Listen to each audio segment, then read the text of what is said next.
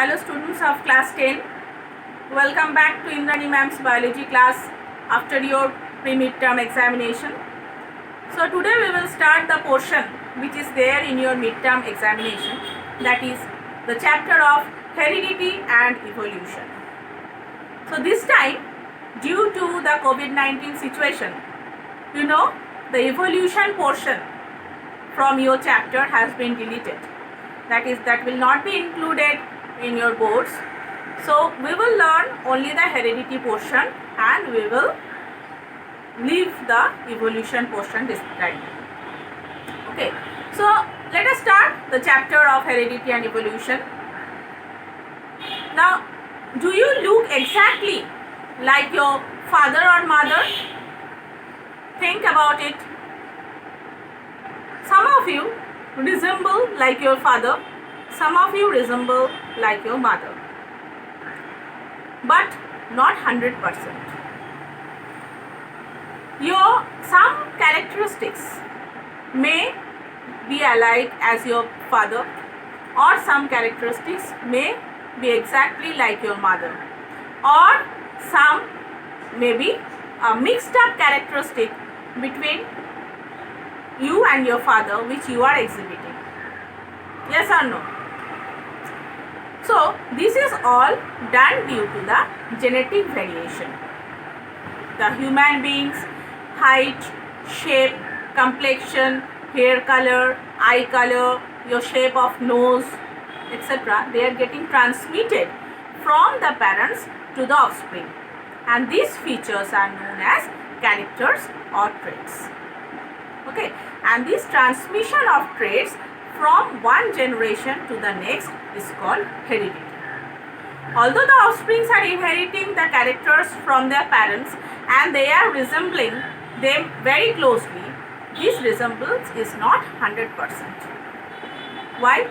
Because a genetic variation or a genetic modification of the characteristics are taking place.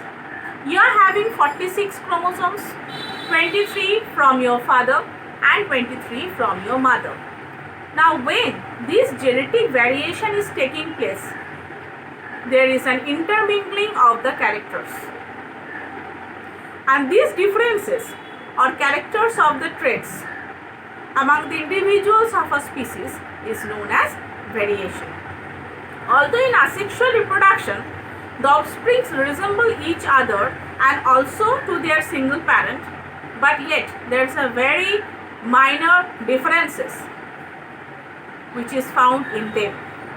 But that difference cannot be understood very easily by us. On the other hand, those organisms who are having the sexual mode of reproduction, a large variation of characteristics is produced in them, and these variations are created or inherited over the generations, and these are getting accumulated within the organism, and as a result, evolution of an entirely different species is taking place. Now, what are these variations? Those organisms who are developed by means of asexual reproduction, they are genetically identical to their parents. The only genetic variation which is arising in that case is due to the occasional inaccuracy during the process of DNA replication. This reproducing organism will create another new individual which will look exactly same as their parent. Right? The similar copies of these individuals will be created due to this process of DNA replication during the process of cell division.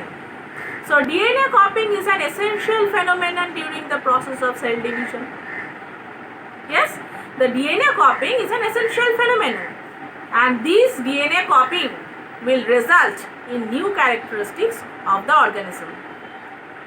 The nucleus of the cell, it contains chromosomes, and these chromosomes carry the information for the inheritance of the characters from the parents to the offspring in the form of DNA. DNA, deoxyribonucleic acid. Asexual reproduction occurs by the process of mitosis. First, what happens? The DNA will replicate itself and they will form a duplicate copy. Then there will be a division of nucleus and each nucleus will get one copy of the DNA. Understood?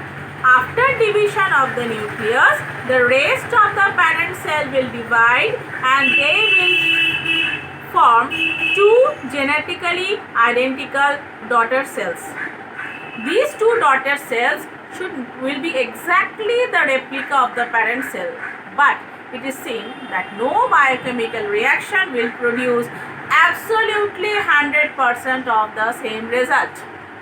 It will evenly produce a variation each time, and the DNA molecule which is generated by the process of replication, that will not be exactly identical to the original DNA.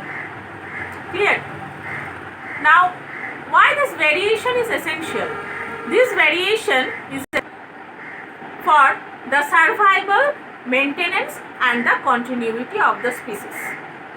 Now, variations are helping the species to survive and flourish even in adverse climatic conditions. The population of the organism will normally live and they will be evenly performing the process of reproduction for the next generation, and they will have new characteristics. So this continuity of the DNA replication during the process of reproduction is very important for the maintenance of the body design also. So the reproduction provides a stability in the production of the species.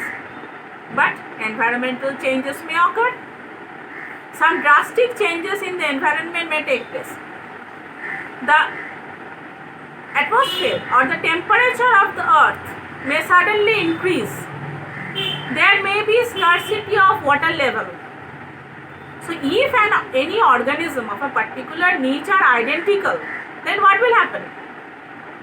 That particular niche will be drastically affected and there will be danger to their life. All those entire species will die. For example, if you think there is a population of certain bacteria which lives in temperate water and suddenly the temperature of the water is increased due to global warming, then what will happen? Those bacteria would not be able to survive by tolerating the extreme heat and they will eventually die. But some bacteria which have undergone variations to resist themselves, they will grow further because they have developed or they have modified their body to withstand the extreme climatic condition, to withstand that extreme heat or whatever the drastic climatic conditions may be for any type of organism. They can survive because their body modification, their body variation, their body alteration has taken place. Understood? Now, sexual reproduction, what happens? It produces a greater variation because it involves the fusion of two gametes. One is the male gamete, another is the female gamete, and these two parental gametes already had two different characteristics. So these characteristics, when they are merging together, what will happen? These two characteristics will be mixed up together and a new identical characteristic feature will be formed in the offspring of the next generation. Okay, so the environmental factors select the variants and they form the basis of evolution. Understood? So based on that, Gregor John Mendel, a scientist, he done experiment by using the garden pea plant. What is the scientific name of garden pea plant? Pisum sativum. And the inheritance of the contrasting visible characters he found. He took plants with different characteristics like tall plant and short plant, and then he produced the progenies in them and calculated the percentage of tall or short progenies. Now Mendel selected garden pea plant for his experiment material. Why so many varieties of plants are there? Why he selected Pisum sativum for his experiment? There were different positive aspects of this pea plant. Like, what were these? First, pea plant is an annual plant. So, it has a very short life cycle and several generations can be studied within a very short period of time.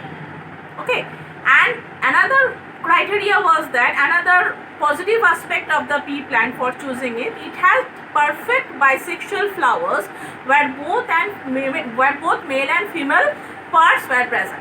So it was very easy for collection of data by using this plant, and the flowers are self-pollinating and it is very easy to get pure line for several generations. And it was also easy to artificially hybridize. Why? Because pollen from one plant can be introduced into the stigma of another plant by removing the anthers, and as a result it was very easy for Mendel to collect the data by experimenting with the pea plant. And apart from that, pea plant also produce a large number of seeds just in one generation, because within a pod many seeds are found, 3 to 4 minimum, and it could be very easily raised, maintained, and it was very easy to handle and rear this type of pea plant. Understood? So he used this type of pea plant for performing his experiment. Now here two types of characteristics were prevalent. First is the dominant, another is the recessive characteristics. Dominant means, so you think we have both the characteristics within us, but we can't use both the characteristics similarly. What we do, only one characteristic which is dominant within us, that characteristics come forward. Yes or no? Yes. So suppose you are having fight with your friend. Most of you do it. You're having a fight with your friend. Now, fight means I don't want to mean physical fight. Suppose you're having a clash with your friend. Then what happens? You think, okay, I will hit him very hard. Right? I will hit him very hard. But some conscience within you prevents you from doing. Because you are a good person, some conscience within you says, no, I should not hit. I should do some other means so that our problem is sorted out. But you have both the characteristics within you. One is your sense of hitting your friend, another is your sense of mutual understanding with your friend. But you are doing that one, that both from these both criteria, you are selecting that criteria which is best suited to you and which you can perform. So in the same manner, two types of characteristics. One is the dominant, which is very much brightening out from inside. Another is the recessive character, which we are not allowing to come out. Yes. So here in this type of experiment which was performed by Mendel, what he did, he used round and wrinkled seeds, he used yellow and green seeds, violet and white flowers, inflated and constricted pods, green and yellow pods, and axial and terminal flower, and tall and dwarf plants. Based on these criteria, he performed the experiment. Understood? Read till this much today. See you in the next class. Thank you.